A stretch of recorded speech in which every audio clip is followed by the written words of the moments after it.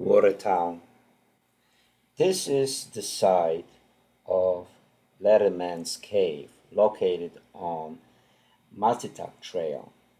This cave was inhabited by the Leatherman said to be Jules Bourglais, named because he dressed in 60 pounds of leather. He could endlessly walk 365-mile loop between the Connecticut and Hudson rivers.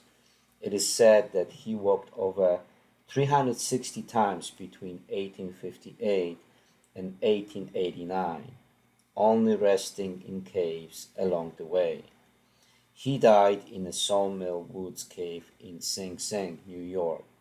It is said that he haunts all the caves where he stayed.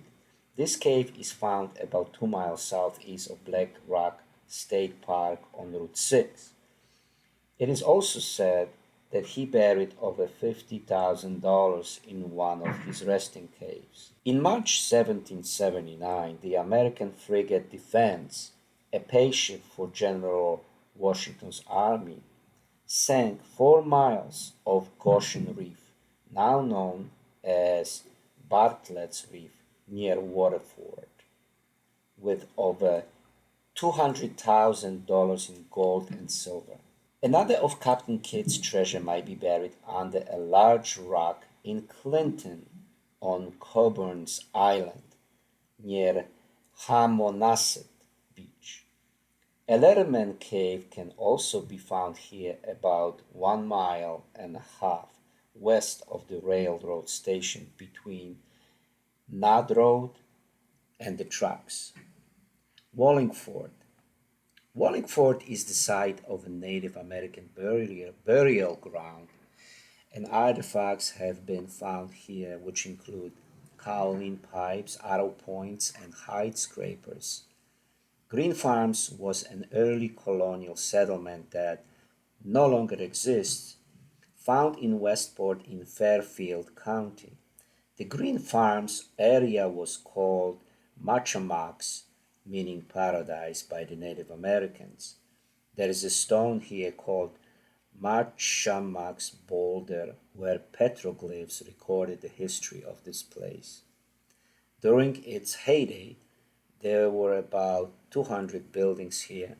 The settlement was totally destroyed on July 9, 1779 by the British in a raiding force led by the governor William Tyrone.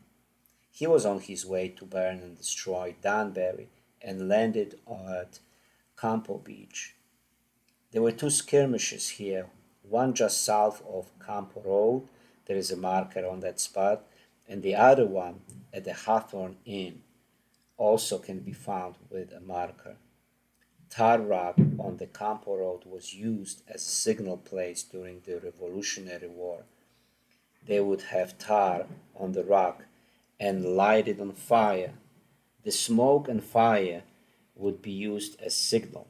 What the treasure seeker needs to remember is that the course of the Connecticut River, and really all rivers at one time or another, changed in the late 17th century due to what is called the Great Flood.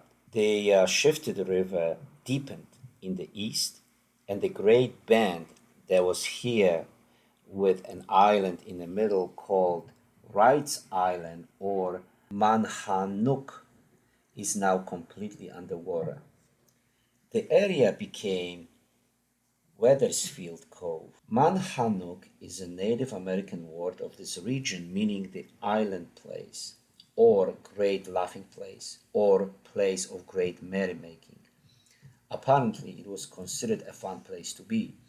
The river was wide and deep enough on both sides of the island so the ship could navigate on both sides. Where Warehouse Cove is now were once streets where people and warehouses existed.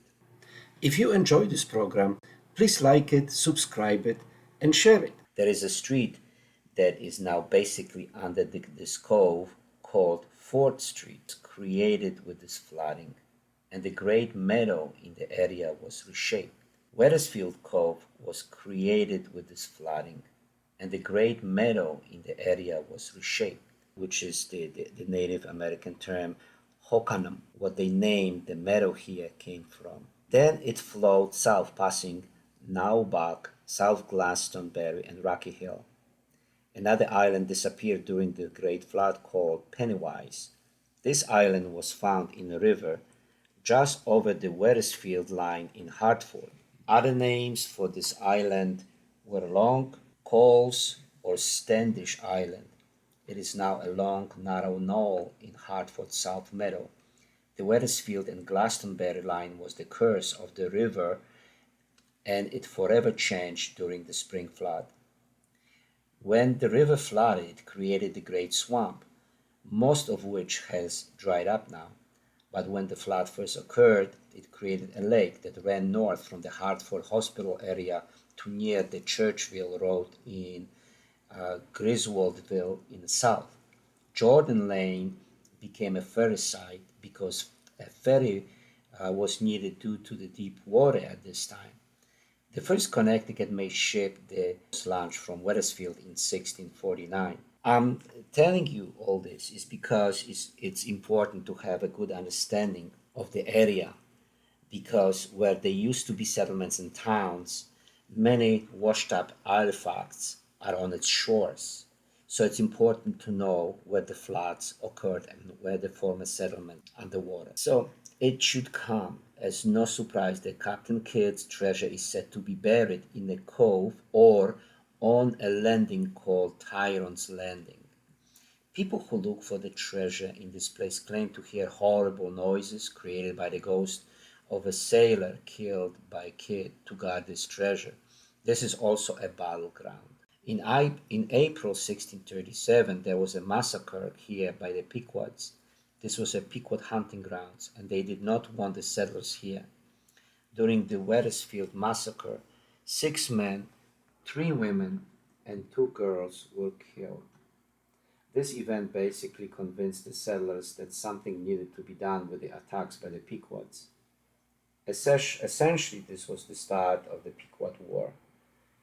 The Padang tribe lived here, but lived in constant fear of the Pequods. They could not help the settlers with this problem. It is considered a very haunted place. It is the site of Native American burial ground, and was known as Pyquag, means public games or dancing place. The tribe that lived here were known as the Matabesic or Matabesets. The name means Black Hill. The first chief known to the settlers was called Sohag or Sohik, meaning hard stone or cold stone. He was the son of Manitowisi or Mantowisi, meaning little god. If you enjoyed this program, please like it, subscribe it, and share it. If you would like to view the videos before they are published on YouTube, sometimes even a week before, because for treasure hunter, the right information received ahead of time can mean a difference between success and failure, you can click on my Patreon account in the description below. In addition to some extras, you will also receive a full transcript of the videos, but most of all, your support will allow me to continue to do research and post more videos for you. And thank you for your support.